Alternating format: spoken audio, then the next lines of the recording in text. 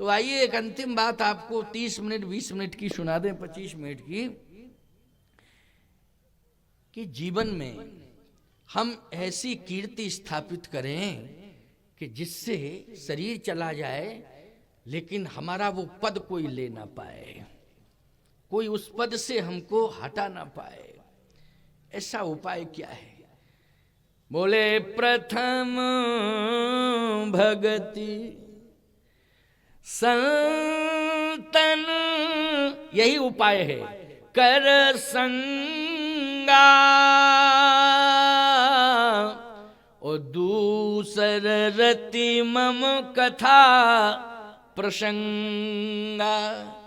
हम साधु संतों के पास पहुंचे, उनसे जुड़े जरूर, और नहीं पहुंच पा रहे हैं तो उनको अपने पास बुला लें, या तो खुद पहुंच जाएं या फिर अपने पास बुला लें। तो ये जो बांदा का सम्मेलन है, रामचरितमानस सम्मेलन, इसकी विशेषता यही है कि व्यस्त लाइफ सबकी है, साधु संतों को ही बुला लेते हो।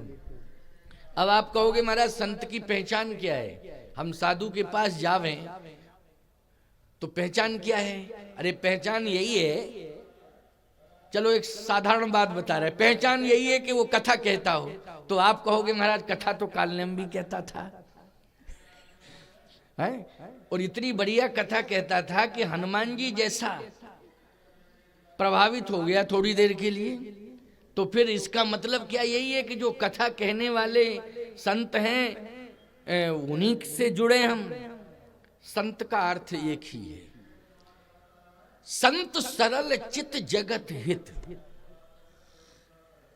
संत का चित्त जो है सरल होना चाहिए, उसके अंतःकरण में क्या होना चाहिए? सरलता होना चाहिए कि नहीं? विनम्रता, सहजता, ये होना चाहिए। ये संत की पहचान है। जगत हित, संत अपने लिए नहीं जीता है, जगत के लिए जीता है। आप कहो वो संत तो वो है कि जो भगवान के लिए जिए, आप कह रहे जगत के लिए जिए, वो संत। इसका अर्थ क्या है? इसका अर्थ यही है कि सिए राम मैं सब जग जानी, करहूं प्रणाम जोर जुग पानी। संत सरल चित जगत हित, जगत के हित के लिए, अपने लिए नहीं, जगत के हित के लिए, कल्याण के लिए जो जी रहा हो वही संत है। बोलो है संत कि नहीं? जिसके अंतःकरण में सरलता है वही संत है।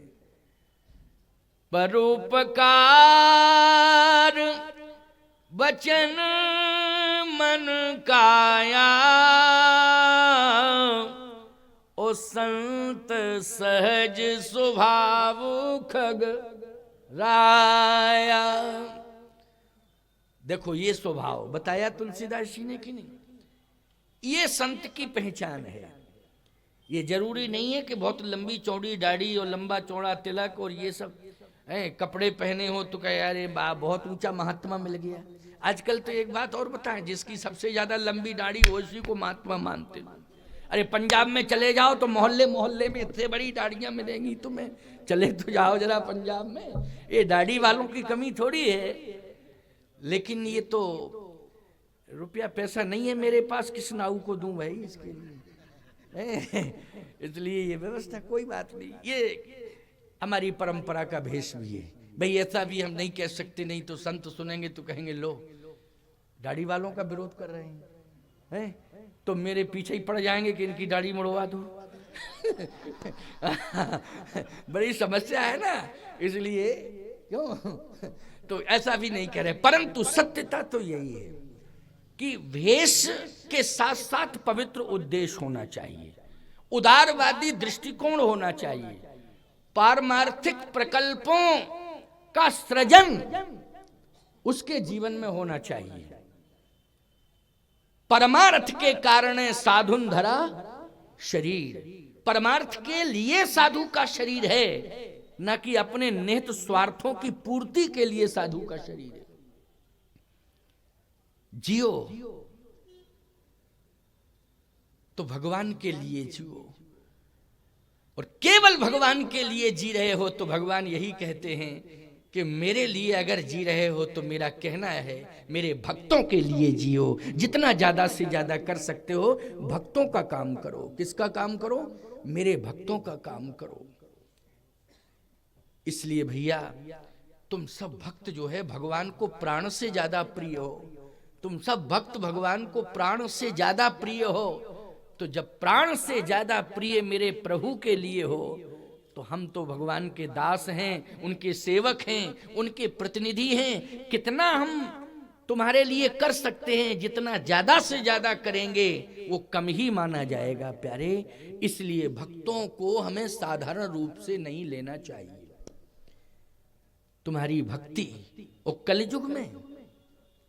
कलयुग में तो भक्त इतने कीमती हैं साहब, भले ही जो है कबाड़ियों के लिए नहीं है, ये मैं नहीं कहूं, कबाड़ियों के लिए नहीं है भक्त। वो तो कहते हैं ओ ये भक्त देखो कितने मजीरे फोड़ दिए इन्होंने, ऐसा भी बोलते हैं। लेकिन भगवान की दृष्टि में सतयुग, त्रेता, द्वापर से भी ज्यादा कीमती भक्त हैं कलयुग के भगवान की दृष्टि में। क्यों? भगवान कहते हैं कि लाखों की संख्या में, हजारों की संख्या में हमें सतयुग में भक्त मिल गए, त्रेता में मिल गए, द्वापर में भी मिल गए, लेकिन कलयुग में तो इने गिने भक्त हैं। अगर वो भी हमसे दूर हो जाएंगे तो हमें मानेगा कौन, पहचानेगा कौन? इसलिए वो धरोहर के रूप में है। जाओ महात्माओं, इनकी रक्षा करो।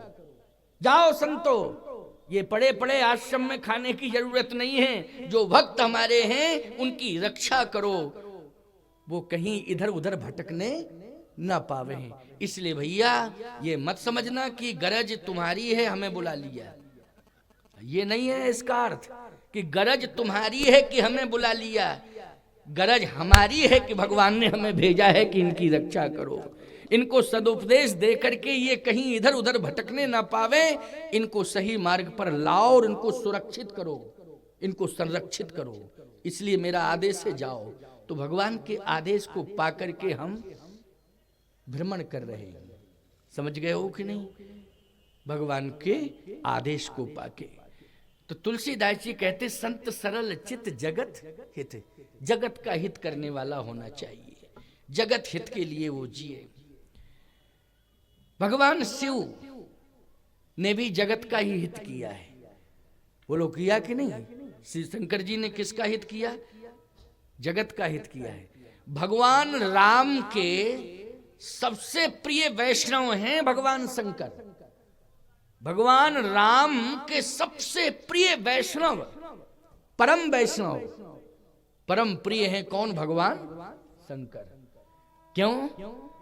भगवान शंकर ने इतना बड़ा कार्य कर दिया प्यारे कि आज आप सब आधार मान करके, क्योंकि भक्तों के पास अगर रामचरितमानस जैसे ग्रंथ का आधार ना होता तो निराधार जिंदगी हो जाती भक्तों की, फिर कैसे वो जीते? ये आधार है। और इस आधार को देने में माध्यम कौन बना? रची महेश निजा मानस राखा, ओ पाय सुसमय शिवासन भाखा। पाय सुसमय शिवासन भाखा। शंकर जी के हृदय में राम कथा है, लेकिन सुंदर अवसर पाया तो सुना दिया पार्वती जी को, और पार्वती जी को सुनाया। एक बार भक्तों ने कहा कि पार्वती जी को क्यों सुनाया?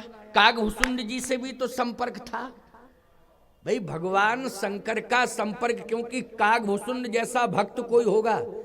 अच्छा एक बात बताओ, सबसे अच्छा श्रोता है जिसके जी हृदय में भक्ति हो, उससे बढ़िया श्रोता कोई नहीं है। और शंकर जी को सबसे ज्यादा, शंकर जी के साथ चलने वाले, शंकर जी के साथ रहने वाले, शंकर जी के पास ज्यादा आने जाने वालों में से कागभूषुंड जी। क्यों, इस बात को मान रहे हो कि नहीं? और कागभूषुंडी जैसा कोई भक्त है क्या? नहीं है। तो कुछ लोग कहते हैं कि भक्त को कथा सुनानी चाहिए, कागभूषुंड जी को कथा सुना देते, लेकिन इंतजार पार्वती जी का क्यों करते रहे कि पार्वती जी आवे तब हम सुनावें? भाई एक बात है कि नहीं, जो सोचने की बात है, हाँ सोचने की बात है, सोचना तो पड़ेगा ही। लोग प्रश्न करते हैं, आजकल के पढ़े लिखे लोग भी तर्क युक्त कथा सुनना चाहते हैं। हाँ वो कहते हैं कि कुछ ऐसा सुनाओ कि जो सुना ना हो। तो हम लोग रात भर दिमाग लगाते हैं कि क्या सुनावे जो इन्होंने सुना नहीं, क्योंकि सब तो सुन चुके हैं, कुछ बचा ही हो तब ना। क्यों भाई, कुछ बचाओ तब ना, केवल गरुड़ पुराण बचाओ खाली वही सुनने के लिए रह गया, बाकी तो कुछ बचा नहीं। इतने 50 साल हो गए कथा होते होते, क्यों भाई 50 साल से बराबर कथा सुन रहे हो, तो कुछ बचा क्या? कुछ नहीं बचा, सब तो हो गया। अब हम रात भर सोचते हैं कि क्या सुनावे भाई जो इन्होंने सुना ना हो। तब फिर संतन सन जस कछ सुन्यो, और इसके बाद सरस्वती जी कुछ कृपा कर देती हैं, कुछ हनुमान जी ही कह देते हैं कि ऐसा और सुना देना। हाँ हनुमान जी कहते अब ऐसा और सुना देना, बस तभी बच पाओगे, नहीं तो मंचई पे फंसे रह जाओगे। हाँ क्योंकि सामान्य लोग नहीं है अब आजकल के। ठीक है हनुमान जी जैसा। तो अब प्रश्न है ये कि कागभूषुंडी जैसा भक्त जो भगवान के चरित्रों को ही सुनना चाहता है भैया, वो भगवान के भजन के अलावा किसी का भजन नहीं करना चाहता है, ऐसा भगवान शिव को मिल गया। औरों एक कहो निचोरी, सुन गिरिजा अति दृढ़मति तोरी। कागभूषुंड संग हम दो, और मनुज रूप जाने नहीं। बोलो भाई, भगवान के रूप का दर्शन करने के लिए किसको साथी बनाया शंकर जी ने? बनाया कि नहीं कागभूषुंड जी को? नंदी बाबा को बना लेते, नंदी तो 24 ही घंटे हैं, नंदी बाबा को साथी बना लेते। लेकिन बनाया किसको साथी? कागभूषुंड जी को साथी बनाया। प्यारे, कागभूषुंड जी का नाम क्यों नहीं आया? यहां पार्वती जी का नाम क्यों आया? गोस्वामी जी लिख रहे हैं, धन्य धन्य गिरिराज कुमारी, और तुम समान नहीं को उपकारी। पूछे रघुपति कथा प्रसंगा, सकल लोक जग पावन गंगा। धन्य है पार्वती, तुम्हारा तो मैं इंतजार कर रहा था कि कोई श्रोता मुझे मिले, उसको मैं कथा सुनाऊं। इसलिए रच महेश निज मानस राखा, पाय सुसमय शिवासन भाखा। सुसमय सुंदर समय आ गया कि तुम्हारे जैसी जिज्ञासु मुझे मिल गई, और अब मैं तुम्हें कथा सुना रहा हूं, तुम कथा सुनो। पार्वती जी तो महान है, कह नहीं किया। लेकिन एक बात और हमें लोक पक्ष की समझ में आ रही कि कोई भी बात आपको सुनाएं हम, या इतने लोगों को सुनाएं, तो आपस में सब यही चर्चा करेंगे, भैया बहुत अच्छी बात सुन ली, अपने तक रहे तो बहुत अच्छा है, बहुत अच्छी बात है ये अपने तक रहे, क्योंकि बहुत अच्छी बात है ये और लोगों से कहने के लायक नहीं है, क्योंकि और लोग समझेंगे ही नहीं, इसको समझेंगे ही नहीं। हम लोग समझने वाले हैं, इसलिए हम लोग सुरक्षित रखेंगे इसको। और लोगों को सुनाएंगे, पता नहीं वो समझेंगे नहीं, क्या क्या अर्थ लगाएंगे, इसलिए बहुत अच्छी बात। लेकिन इनको अगर तुमने कोई बात सुना दी, और बस इतना जरूर कह दो कि तुम लायक थी इसलिए तुम्हें सुना दिया, लेकिन तुम किसी को सुनाना नहीं, तो मोहल्ले मोहल्ले में जाके सुनाए। देखो हमने तुम्हें सुना दिया, अब तुम किसी को सुनाना नहीं, कहना नहीं बस। और जितने जल्दी प्रचार होगा ईमानदारी से बताओ, इनके द्वारा क्या तुम लोगों के द्वारा हो सकता है? जल्दी बोलो। तो शायद भगवान शंकर ने सोचा हो कि कागभूषुंड जी मर्मज्ञ तो हैं लेकिन वे कथा सुनने के बाद अंदर ही रखेंगे। लेकिन पार्वती प्रचार कर रही कथा का। इनके द्वारा जितना अच्छा प्रचार प्रसार होगा उतना किसी और के द्वारा नहीं। पाए सु समय शिवासन भाखा, पाए सु समय शिवासन भाखा। और वास्तव में भगवती पार्वती जी के द्वारा कथा का सबसे ज्यादा प्रचार प्रसार हुआ। बोलो हुआ कि नहीं हुआ? और सुनिए, भगवती पार्वती केवल जननी के रूप में ही नहीं है, वो कार्तिकेय जी की जननी है, श्री गणेश जी की जननी है, लेकिन संपूर्ण जगत की तो वो जगत जननी है, संपूर्ण जगत की मां है। बोलो है जगत जननी की नहीं? इसलिए धन्य धन्य गिरिराज कुमारी,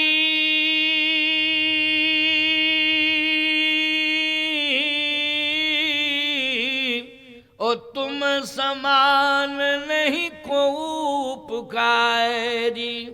पूछे रघुपति कथा प्रसंगा, सकल लोक जग पावन गंगा। इसलिए आज राम कथा रूपी गंगा हम लोग उसमें अवगाहन कर रहे हैं कि नहीं, स्नान कर रहे हैं। आप कहोगे महाराज जी कथा तो आप सुनाई रहे हैं, हम सुन रहे हैं, लेकिन ये गंगा ही तो है जहां पर राम कथा रूपी गंगा प्रकट हो जाती है। वहां अपने आप सरस्वती जी भी आ जाती हैं, अपने आप यमुना जी भी आ जाती हैं, अपने आप कहो कैसे? भाई गंगा जी सबको लेके प्रयाग से चली गंगा सागर, सरस्वती जी को भी लेके चली, यमुना जी को भी लेके चली। क्यों भाई? प्रयाग का ही तो प्रमाण है कि प्रयाग में गंगा जी इतना विशाल रूप धारण कर लेती हैं कि समग्र, बल्कि यमुना जी अपने साथ कई नदियों को लेकर के आई प्रयागराज में। यमुना जी बहुत सारी नदियों को लेकर के कहां पहुंची हैं? प्रयागराज में पहुंची।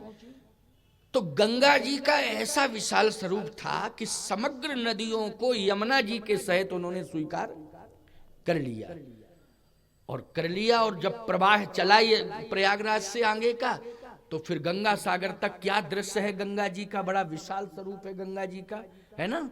और जाके गंगा सागर में तो कहना ही क्या। आप कहोगे महाराज जी यहाँ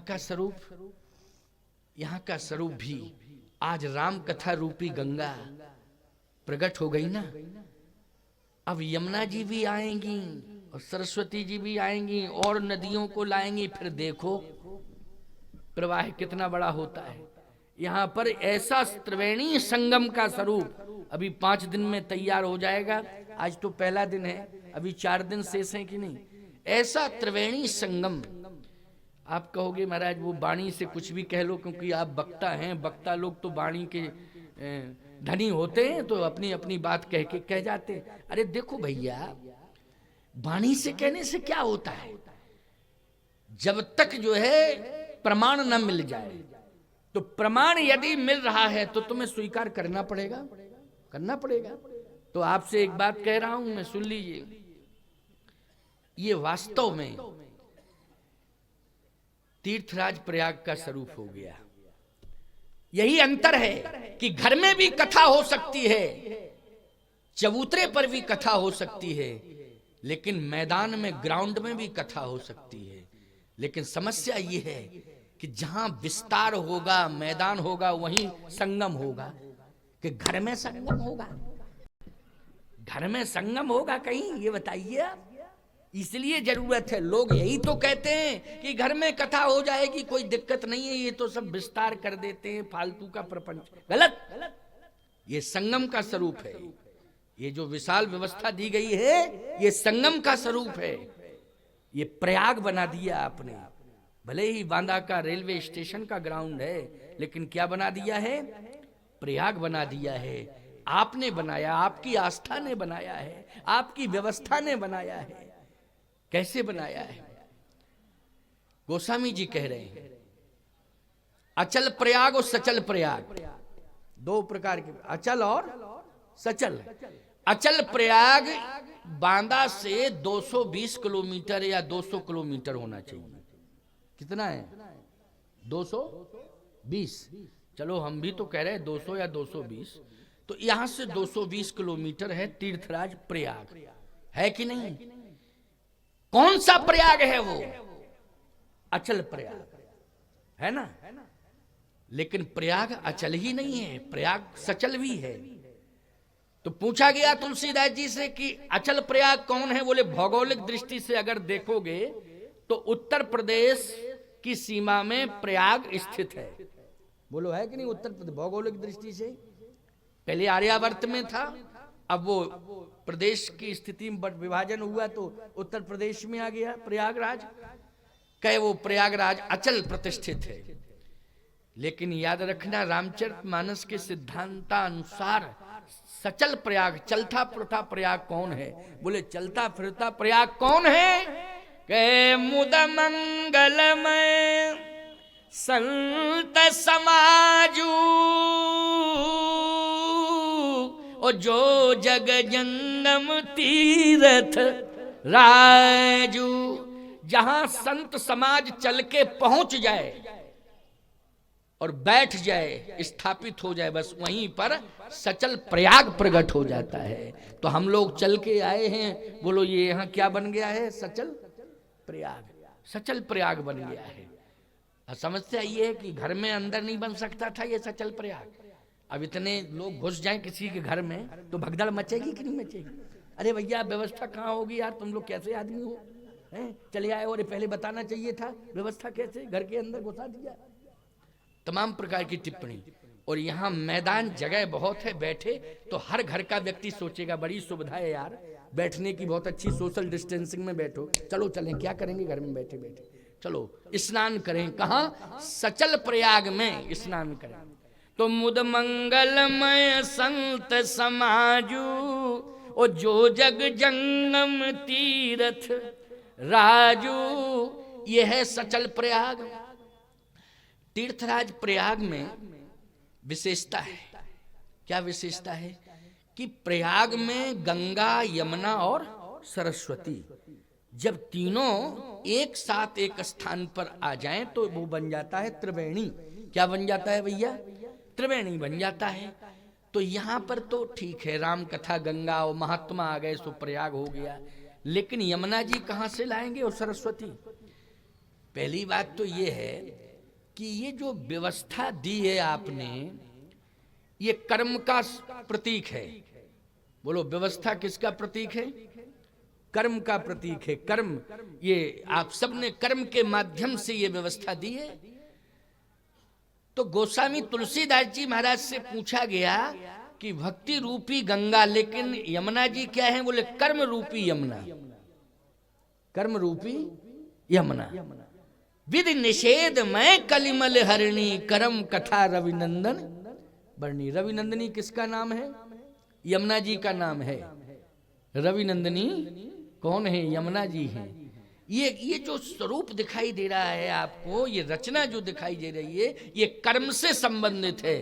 और ये जो राम भक्ति रूपी गंगा आज प्रवाहित हो रही है, उसमें निश्चित रूप से सबसे पहले आप सबके द्वारा जो श्रम किया गया है, ये कर्म का स्वरूप जो दिखाई दे रहा है, यही आपका यमुना का स्वरूप है। इसलिए कर्म के रूप में यमुना प्रकट हो गई हैं और कथा के रूप में गंगा प्रकट हो गई हैं। आप कहो ठीक है चलो, लेकिन सरस्वती, अरे हम सब बोल रहे हैं ये जो धार मुंह से निकल रही है, ये किसकी धार है? बोलो, ये सरस्वती की तो है।